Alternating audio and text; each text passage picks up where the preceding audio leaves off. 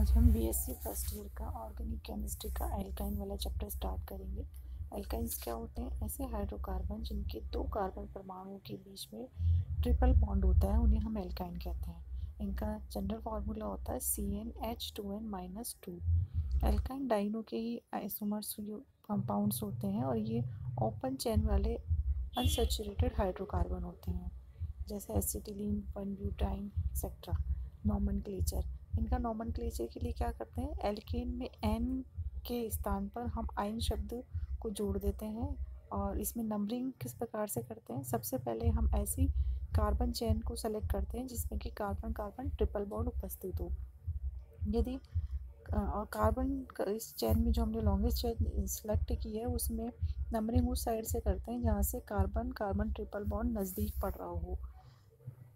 यदि इसमें कोई प्रतिस्थापी उपस्थित है तो हम नंबरिंग उस साइड से करेंगे जहाँ उस प्रतिस्थापी को कम से कम नंबर, मिनिमम नंबर मिल रहे हो उसको। यदि एक से अधिक प्रतिस्थापी उपस्थित है तो फिर हम अल्फ़ाबेटिकली ऑर्डर से हम नंबरिंग करते हैं।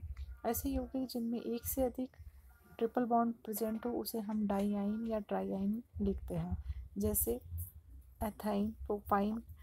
ब्यूटाइन में 1-ब्यूटाइन इसलिए लिखेंगे क्योंकि यहाँ पे कार्बन कार्बन ट्रिपल बॉन्ड की पोजीशन को दर्शा रहा है। ऐसे ही हमने लिखा है 2-पेंटाइन। 2-पेंटाइन में हमने नंबरिंग किधर से करी, यहाँ पे कार्बन कार्बन ट्रिपल बॉन्ड नज़दीक पड़ रहा था तो यह यहाँ पे पड़ रहा है 2 नंबर पे, तो ये हो गया 2-पेंटाइन। इसी तरीके से 1, 2, 3, 4 मतलब यहाँ कार्बन कार्बन ट्रिपल बॉन्ड नज़दीक पड़ रहा हो और प्रतिस्थापी भी एल की प्रतिस्थापी भी नज़दीक पड़ रहा हो, वहाँ से नंबरिंग करेंगे तो ये बन जाएगा 3-मेथाइल-1-ब्यूटाइन। तो इस तरीके से हम इसका नॉमेनक्लेचर करते हैं। अब है structure of alkyne and bonding. Alkyne मतलब C2H2, इसकी क्या स्ट्रक्चर होती है? देखो, एल्काइन में जो कार्बन परमाणु होते हैं दोनों sp संकरित होते हैं, यानी कि प्रत्येक कार्बन परमाणु के पास जो होता है 2 sp संकरित हाइब्रिड ऑर्बिटल्स होंगे, जो दूसरी तरफ तो दूसरे वाले कार्बन के sp संकरित हाइब्रिड ऑर्बिटल से ओवरलैपिंग करेंगे और जो बचा हुआ sp हाइब्रिड ऑर्बिटल है वो हाइड्रोजन के 1s ऑर्बिटल के साथ ओवरलैपिंग करके सिग्मा बॉन्ड बनाएगा। इस तरीके से दोनों कार्बन के बीच में एक सिग्मा बॉन्ड मिलेगा और दोनों कार्बन अलग अलग अपने sp संकरित हाइब्रिड ऑर्बिटल से 2 हाइड्रोजन से जो ओवरलैपिंग करके सिग्मा बॉन्ड बनाएंगे। अब दोनों कार्बन के पास असंकरित अनहाइब्रिडाइज p ऑर्बिटल है, py और pz। तो दोनों कार्बन के py और pz के बीच में कोलेटरल अतिव्यापन होता है, जिसके कारण से 2 पाई बॉन्ड बनते हैं। और इसका मतलब क्या हुआ है कि दोनों कार्बन के बीच में एक सिग्मा बॉन्ड है, 2 पाई बॉन्ड है और दोनों के बीच में 180 डिग्री का एंगल है, मतलब लीनियर शेप में है।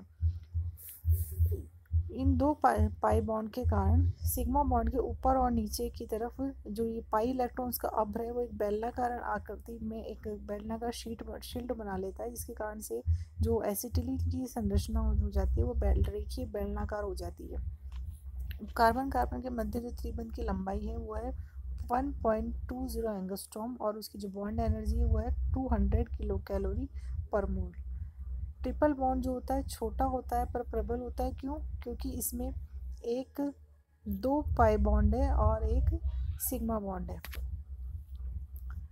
Chemical and physical properties of alkyne. अब एल्काइन की क्या फिजिकल और केमिकल प्रॉपर्टीज होती है? सबसे पहले एसिडिटी ऑफ एल्काइन। हमें पता है किसी भी कोई भी पदार्थ की एसिडिटी क्या होती है? उसके हाइड्रोजन आयन के त्यागने की प्रवृत्ति, यानी किसी भी कंपाउंड के हाइड्रोजन आयन के त्यागने की प्रवृत्ति जितनी ज़्यादा होगी वो कंपाउंड उतना ही ज़्यादा एसिडिक होगा। और उसके परमाणु ऐसे, और ये जो प्रोटॉन त्यागने की प्रवृत्ति है हाइड्रोजन परमाणु से जुड़े हुए अन्य परमाणुओं की विद्युत ऋणता पर भी निर्भर करता है। यदि हाइड्रोजन परमाणु से जुड़े हुए जो अन्य परमाणु है उनकी विद्युत ऋणता ज़्यादा है तो वो ज़्यादा आसानी से हाइड्रोजन का त्याग करेगा और वो पदार्थ उतना ही ज़्यादा अम्लीय होगा, यानी कि अम्लता is inversely proportional to pKa। मतलब जिस भी कंपाउंड का pKa का मान जितना कम होगा, pKa का मान कम होने का मतलब क्या है? Ka का मान ज़्यादा होना, यानी कि Ka का मान जितना ज़्यादा होगा वो अम्ल जो है उतना ही प्रबल होगा। एसिटिलीन एक बहुत ही दुर्बल अम्ल है। कार्बन आयनों का स्थायित्व। अब अम्लों का सामर्थ्य प्रोटॉन के निष्कासन के बाद जो कार्बन आयन बने हैं उसके स्थायित्व पर भी निर्भर करता है। यदि परमाणु की विद्युत ऋणता अधिक हो और ऋणावेश के धारण की क्षमता बढ़ जाती है, और यदि उसको स्थायित्व मिल जाता है उसका, तो ऋणावेश के मतलब प्रोटॉन त्यागने की प्रवृत्ति बढ़ जाएगी। यानी कि प्रोटॉन त्याग करने के बाद जो कार्बन आयन है वो उतना ही ज़्यादा स्थायी हो जाएगा। जैसे एसिटिलीन में प्रोटॉन त्यागने के बाद क्या होता है, कार्बन आयन बनेगा, और कार्बन आयन जिस पे माइनस चार्ज है वो उस पर जो वो है sp हाइब्रिडाइज है एसिटिलीन में।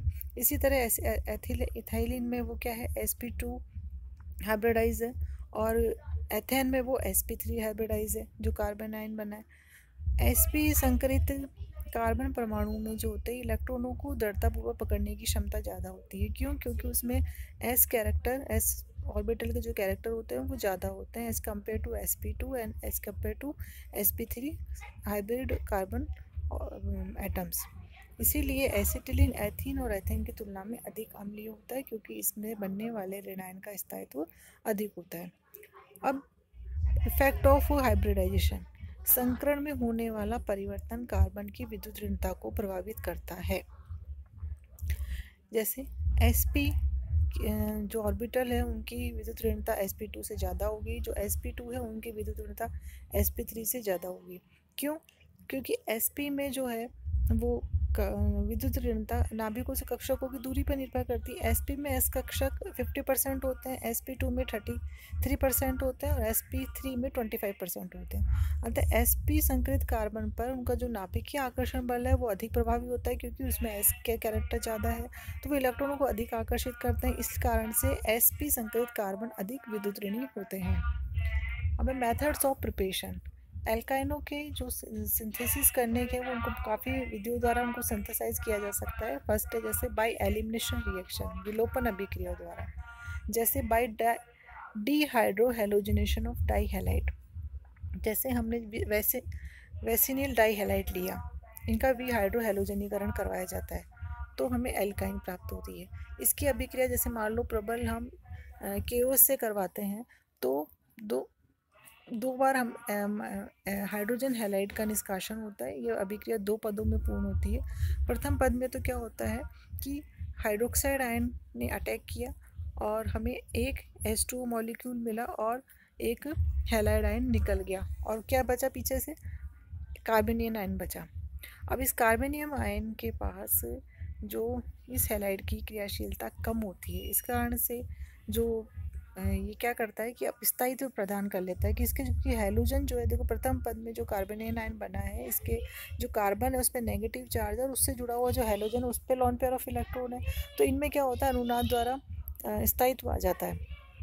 इसलिए द्वितीय अभिक्रिया को जो द्वितीय पद है उसको पूर्ण करने के लिए हम इसे सोडामाइड डालते हैं। सोडामाइड में NH2 होता है माइनस NaNH2, तो NH2 माइनस जो है अमोनिया के रूप में निकल जाता है बाहर और हैलाइड आयन निकल जाएगा और कार्बन कार्बन के बीच में ट्रिपल बॉन्ड बन जाएगा।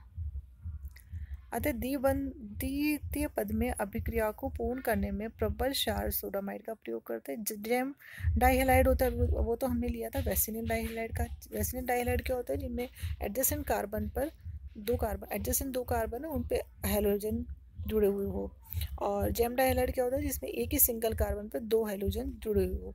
तो इसकी रिएक्शन भी हम KOH और सोडामाइड के प्रेजेंस में कराकर हम एसिटिलीन को प्राप्त कर सकते हैं।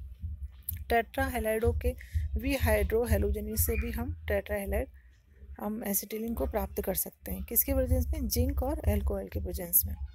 एल्काइडों के एल्कलीकरण, alkylation by alkylation of alkaloids, जब निम्नतम एल्काइल के लवणों को एल्किल हैलाइड से या सोडामाइड से रिएक्शन करवाते हैं, किसकी, एसिटिलीन की, द्रव अमोनिया के प्रेजेंस में सोडा लाइम की से रिएक्शन करवाते हैं तो हमें सोडियम, सबसे पहले तो हमें सॉल्ट मिलता है किसका,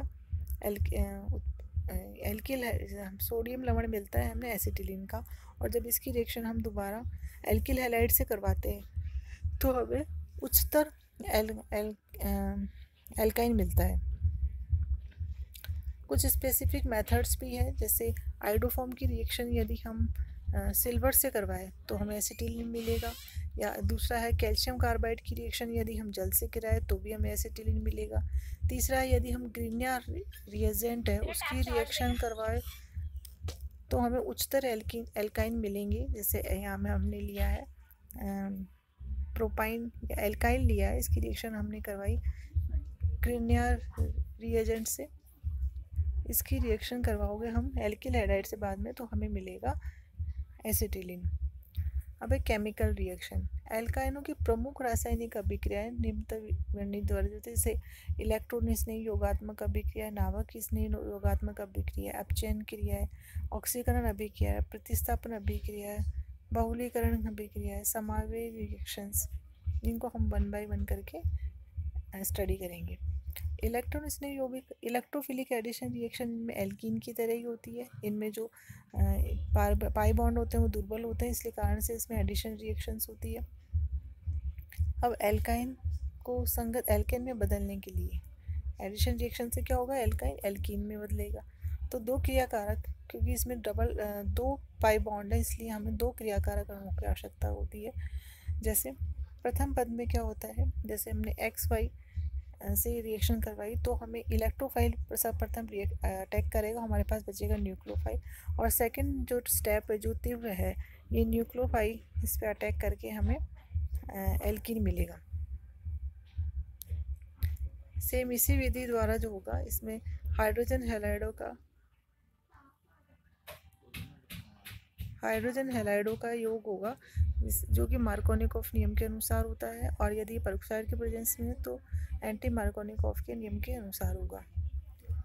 हैलोजन का योग, जब एल्काइन पे हैलोजन का योग होता है तो डाई या तथा टेट्रा हैलोजन व्युत्पन्न बनते हैं। अलग अलग स्थिति के अनुसार रासायनिक उत्पाद अलग अलग प्राप्त होते हैं।